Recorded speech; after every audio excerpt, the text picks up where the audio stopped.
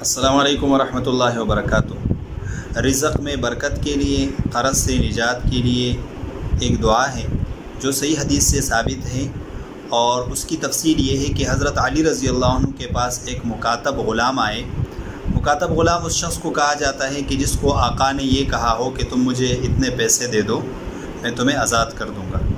तो उस ग़ुलाम ने हज़रत अली रज़ी अल्लाह अन्हु से कहा कि मेरे आका ने मुझे जिन पैसों के एवज़ आज़ाद करने का कहा था, मैं उन पैसों को अदा नहीं कर सकता, तो आप मेरी कुछ मदद करें।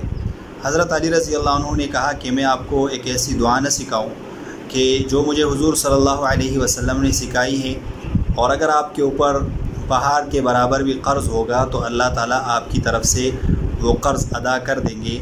अल्लाह ताला असबाब पैदा फरमा देंगे जिसकी वजह से आपका क़र्ज़, आपकी परेशानी ख़त्म हो जाएगी। और फिर उन्होंने उस ग़ुलाम को ये दुआ सिखाई कि आप ये दुआ पढ़ा करें, अल्लाहुम्मा कफ़िनी बिहलालिका अन हरामिका व अग़निनी बिफ़ज़लिका अम्मन सिवाका।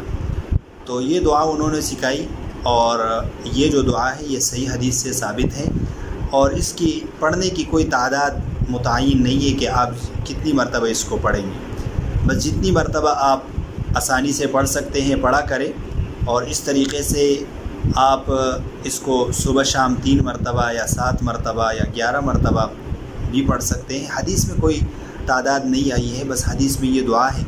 जब भी आपको मौका मिले आप इस दुआ को पढ़ सकते हैं। आसानी के लिए अगर आप 3, 7, 5, 10 मरतबा सुबह शाम पढ़ना चाहें तो तब भी आप पढ़ सकते हैं, इसमें कोई तादाद मुतय्यन नहीं है। तो ये एक बहुत ही बेहतरीन दुआ है क़र्ज़ से निजात के लिए और परेशानियों से निजात के लिए।